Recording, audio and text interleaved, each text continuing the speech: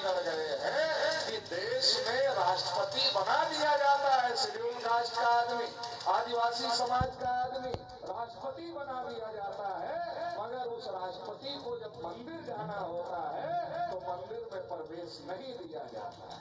इतने ज्यादा हालात खराब हो गए। अखिलेश यादव उत्तर प्रदेश के मुख्यमंत्री थे, जब मुख्यमंत्री की कुर्सी से हटे तो गंगा जल से शुद्ध करवाया, गोमूत्र से योगी ने शुद्ध करवाया। तब अखिलेश को पता चला कि केवल जाटव वाल्मीकि ही सूत्र नहीं है, हमें भी पंडित जी लोगों ने सूत्र बनाया था। तब अखिलेश जी पूछते हैं योगी जी से, क्या पूछते हैं योगी जी से विधानसभा में कि योगी जी बताओ हम शूद्र हैं कि नहीं है, ये बताओ हम क्या है तुम्हारी वर्ण व्यवस्था में। तब पूछते हैं अखिलेश जी, तो पिछड़े वर्ग के लोगों को ये बात समझने की जरूरत है कि देश में हो क्या, और केवल पिछड़े वर्ग को ही समझने की नहीं जरूरत है, शेड्यूल कास्ट को, शेड्यूल ट्राइब को, माइनॉरिटीज के साथ क्या होगा। देश के अंदर केवल मुसलमान ही माइनॉरिटीज नहीं है, अभी जो मणिपुर में हो रहा है उसमें मैक्सिमम कौन लोग मारे जा, वो क्रिश्चियन है। अभी तमाम जगह मुसलमानों की मॉब लिंचिंग हो रही, सिखों का कत्लेआम इस देश में हुआ, बुद्धिस्टों के जो बड़े बड़े सेंटर है उस पर ब्राह्मणों ने कब्जा करके रखा हुआ है। तो देश में जो बहुसंख्यक लोग हैं, चाहे वो शेड्यूल कास्ट हो, शेड्यूल ट्राइब हो, ओबीसी हो या माइनॉरिटीज के लोग हो, उन सभी के ऊपर अन्याय और अत्याचार। और केवल यही तक नहीं रुका है, इसके आगे आप देख लो, किसानों की बात कर लेते हैं। मोदी जी ने कहा था किसानों की इनकम दोगुना कर देंगे, हो गई। किसान बैठे नया हो गई आप लोगों की इनकम दोगुना नहीं, किसानों की इनकम छोड़कर बाकी हर चीज दोगुना हो गई। क्या क्या दोगुना हो गई, खाद की कीमत दोगुना हो गई, पेस्टिसाइड की कीमत दोगुना हो गई, पेट्रोल की कीमत दोगुना हो गई, डीजल की कीमत दोगुना हो गई, गैस सिलेंडर की कीमत दोगुना हो गई, और हमको साल में 6,000 रुपया का झुंझुना पकड़ा दिया है, बजाते रहो, सम्मान कर रहे तुम्हारा 6,000 दे रहे। हम लोग किसान हैं, किसान के घर में पैदा हो, 75 साल में किसान इतना नहीं समझ पाए कि जब हम मार्केट में कोई चीज खरीदने के लिए जाते हैं, मान लो मोबाइल खरीदने के लिए गए, साबुन खरीदने के लिए गए, माचिस खरीदने के लिए गए, तेल खरीदने के लिए गए, जब हम खरीदने जाते हैं तो दुकानदार को पूछते हैं कितने में दोगे, दुकानदार दाम बताता है इतने में देंगे।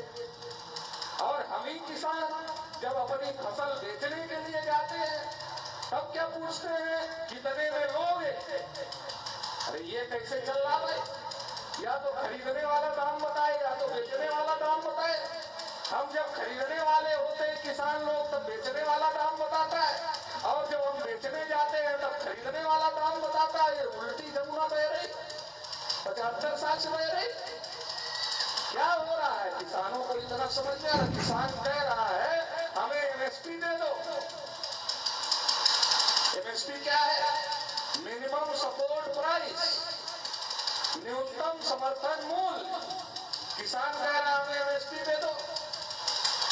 और वो साबुन किस पर खरीदता है, साबुन एमएसपी पर खरीदता है कि एमआरपी पर खरीदता है। जब वो साबुन खरीदता है, जब वो तेल खरीदता है, जब वो माचिस खरीदता है, उस पर लिखा होता है एमआरपी, मैक्सिमम रिटेल प्राइस, अधिकतम खुदरा मूल्य। हम खरीदते हैं अधिकतम पर और बेचने के लिए हमारे सामान का न्यूनतम भी सरकार देने के लिए तैयार नहीं। इसलिए देश में किसान आत्महत्या कर रहे हैं। अब तो यहाँ तक हो गई कि आपकी जमीन भी 3 कानून लाकर अडानी और अंबानी को देने की तैयारी हो गई।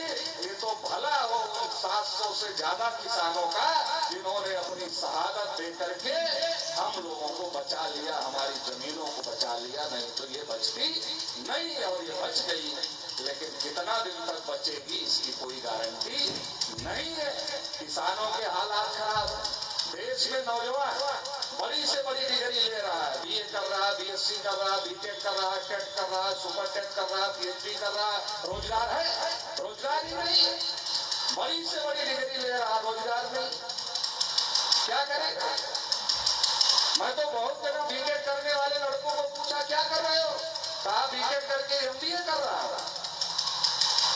कई गांव में ऐसे मिले, तो मैंने सोचा कि बीटेक के बाद एमबीए करने से कोई बड़ी नौकरी मिलती होगी, बीटेक करके घर बैठा है और एमबीए कर रहा है।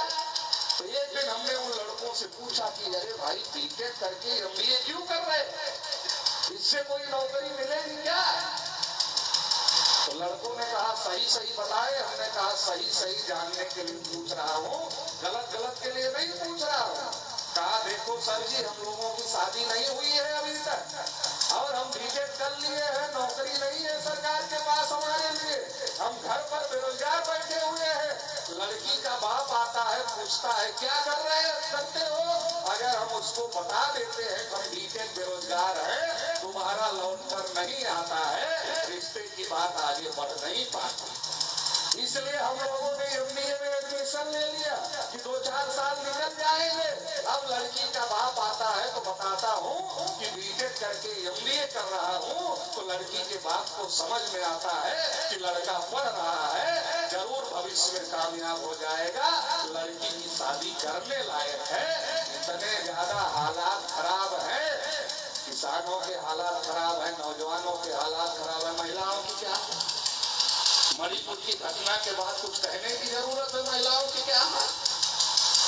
केवल मणिपुर नहीं है, डेली अपने जिले का अखबार पढ़ो, डेली 2-4 खबरें महिलाओं के उत्पीड़न की आपको मिल जाएगी।